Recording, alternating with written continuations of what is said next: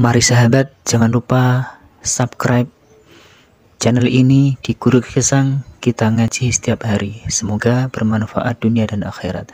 Bahwa nilai kerja itu ibadah. Agama manapun pasti setuju kalau orang mendapat rezeki atau mendapat kebutuhannya karena lewat jalan yang halal. Jalan yang halal itu biasanya pilihannya itu ya kerja, terus warisan, terus hibah. Ini penting saya utarakan karena saya nanti akan baca beberapa makalah yang diriwayatkan ulama-ulama top ya, kitabnya Imam Ghazali. Kenapa kita bicara tentang pekerjaan? Harusnya kita ketika dapat rezeki itu asumsi Islam, asumsi kebaikan itu to'amul wahid yakfi is. Jadi makanan jatah orang satu atau rezekinya orang satu itu normalnya bisa dimakan orang dua. Wa to'amusnaini yakfi arba'atan. Normalnya rezekinya orang dua itu bisa dimanfaatkan, bisa mencukupi orang empat. Jadi kekacauan dunia ini dimulai karena jatahnya orang satu menghabiskan jatahnya orang seribu. Jadi gara-gara kerakusan itu terus sistem sosial itu menjadi kacau. Harusnya itu to'amul wahid yakfi to'amusnaini yakfi arba'atan. Jadi jatah rezekinya orang satu bisa menghidupi orang dua ke atas, jatahnya rezekinya orang dua bisa menghidupi orang empat ke atas. Kemudian ini saya baca saja supaya tambah berkah beberapa teks tentang pekerjaan. Ini di kitab Ihya di halaman 85 kalau kitab saya tentang keutamaan kerja. Ini dijelaskan inna minadz-dzunubi dzamban la yukaffiruhu illal hammu fi talabil ma'isyah. Jadi bagian diredaksikan minadz-dzunubi dzunubun la yukaffiruha illal hammu fi talabil ma'isyah. Jadi sebagian dosa itu ada dosa yang tidak bisa dihapuskan oleh istighfar, tidak bisa dihapuskan oleh sedekah, tidak bisa dihapuskan oleh misalnya wiridan. Yang bisa menghapuskan dosa itu hanya kalau kita serius atau kepikiran, hammu itu kepikiran mencari ma'isyah, mencari rezeki. Jadi sudut pandang itu penting. Jadi kita yang sedang istighosah atau kita yang sedang pengajian atau mungkin kita sedang jadi ustadz, melihat orang mencangkul, orang ke pabrik, orang di aktivitas pekerjaannya itu harus kita lihat bahwa mereka adalah orang-orang yang sejatinya sedang minta ampun sama Allah Subhanahu wa Ta'ala. Karena di sistem pekerjaan itu lahirlah satu variabel atau satu apa saja yang positif. Ada hukum sosial karena ketemu teman yang saling memberi pengalaman. Ada ketergantungan manusia sama hal-hal yang halal. Ini yang paling penting. Ya, banyak orang itu itu karena pekerjaannya.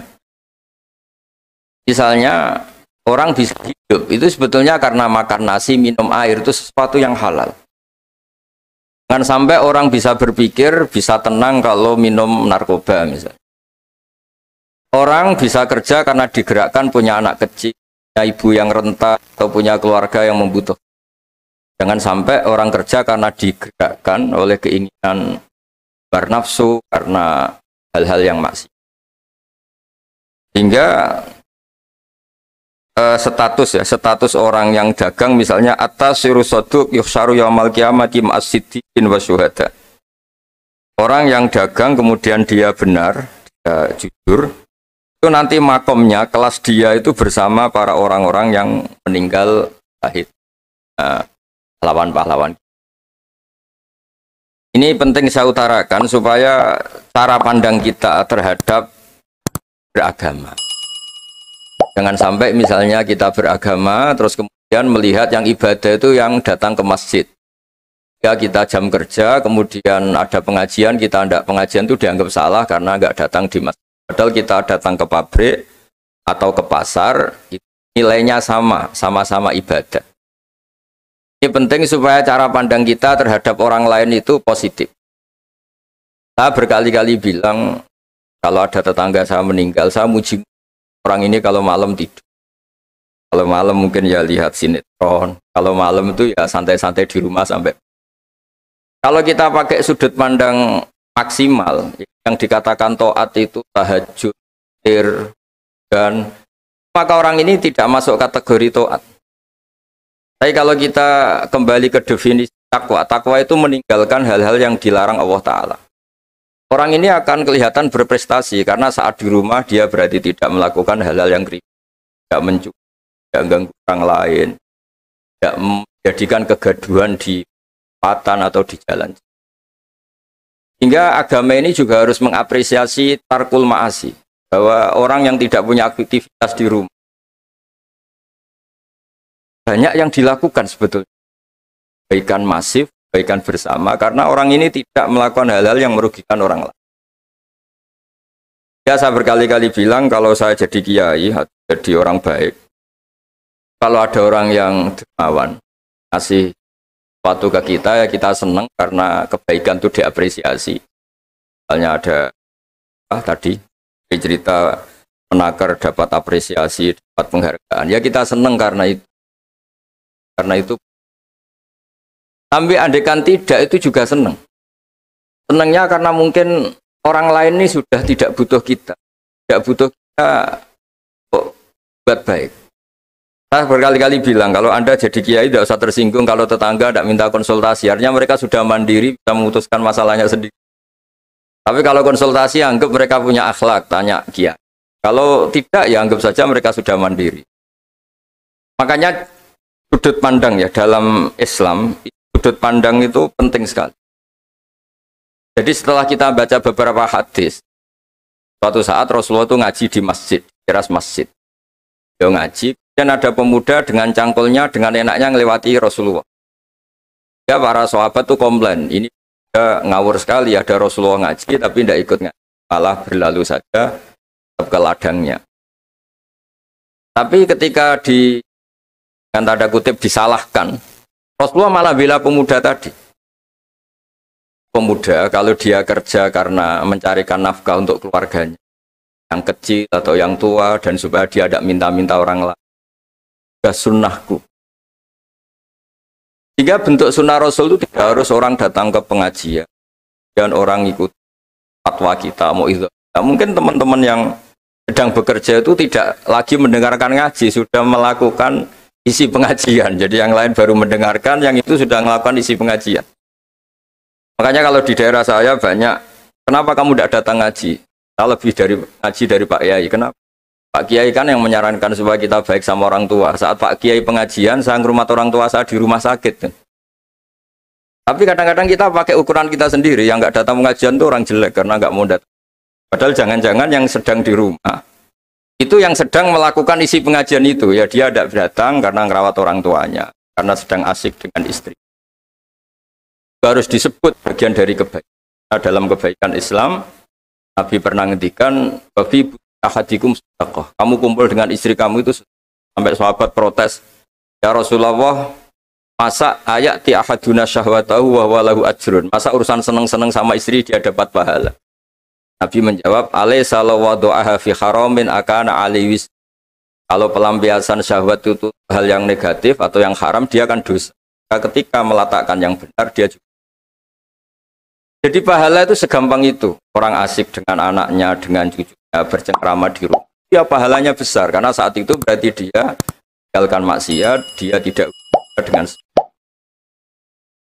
Nah, pekerjaan juga gitu. Mungkin orang lain dapat uang karena transaksi narkoba, mungkin orang lain dapat uang karena kejahatan, orang lain dapat uang karena menipu. Orang-orang yang bekerja luar biasa, ini dapat rezeki. Itu harus kita apresiasi. Ya, makam orang-orang ini, makomnya itu nanti kalau meninggal ma'asiddi wasyuhada. Orang-orang punya gelar asid, gelar yang luar biasa dalam khazanah kewalian. Orang-orang yang bekerja itu nanti makomnya seperti itu. Itu adalah inspirasi kita yang luar biasa. Sehingga nanti kita tidak melihat orang lain itu, wah, wong kok kedoyan tok, orang orientasinya dunia tok, bekerja terus, ingin kaya raya itu. Ya sekali. Kita tidak boleh berpikir. Karena apapun banyaknya harta di tangan orang-orang halal, tangan orang-orang baik, pasti efeknya juga. bisa melahirkan pekerjaan, bisa melahirkan kemanfaatan. Ya Nabi kalau muji pedagang itu dari 10 rizki itu 9 berkahnya ada di pedagang. Karena kalau pedagang itu kikir, sekikir-kikirnya pedagang, dia harus mengeluarkan uang, bayar supir, bayar satpam, bayar yang ngirim jasanya dan sebagainya. Ya uang tetap berputar. Tapi sebaik-baiknya Anda kalau tidak dagang itu mungkin uang ditabung, uang mandek. Ya, potensinya itu ikhtikar. Ikhtikar itu menyimpan. Kalau ngelebihi kota tertentu jarang oleh. Karena saya nekuni keilmuan agama, maka saya hanya cerita bahwa betapa Allah itu ngapresiasi pekerja. Nabi Dawud itu seorang raja, kaya raya. Tapi beliau tidak mau makan illa mingkas biyadi, kecuali hasil kerjanya sendiri. Masyhur itu di riwayat, beliau seorang raja, tapi hanya makan kalau tembikar atau anyaman bambunya atau apalah, pokoknya dari anyaman bambu itu terjual. Kalau hari itu nggak terjual ya nggak bisa makan. Padahal beliau seorang raja, saking ingatnya supaya rezeki yang dia makan, yang beliau makan mingkas biyadi, dari hasil karyanya sendiri. Banyak kiai-kiai guru kita yang mesti secara lahir kaya, tapi yang pondok untuk dirinya itu sekadarnya. Bahkan saking ekstrimnya di dunia kiai itu ada seorang kiai yang pisang tanam secara halal dan di tanah yang pasti halal. Setiap makan yang rofahiyah itu ya agak hura-hura itu kafaroi dengan makan pisang itu. Satu pisang dibagi-bagi dan itu dianggap kafaroh. Nah, kenapa cara-cara publik itu banyak rofahiyah? Rofahiyah itu begini misalnya. Mungkin kalau kita kiai kecil atau tokoh kecil atau siapa saja yang nasibnya kecil, mungkin kita muassis, kita pendiri. Misalnya ada kiai kecil kampung tertentu, dia pendiri. Tapi mungkin setelah kita jadi kiai besar itu, saya diundang masjid itu, dan kemudian posisi kita mendapat.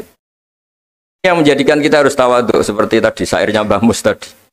Ketika kiai kecil pendiri masjid, tanah kita dipakai masjid, setelah kita kiai besar kok malah dapat uang dari masjid.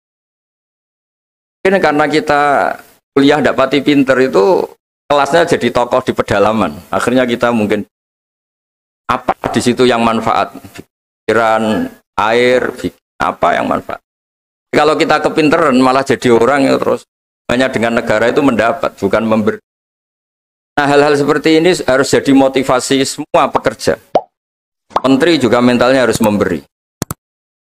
Pekerja juga mentalnya harus memberi. Maka dulu banyak negarawan kita bilang hubungan Anda dengan negara itu sejauh mana Anda memberi sama negara ini. Dan berpikir sejauh mana negara ini memberi kepada kita.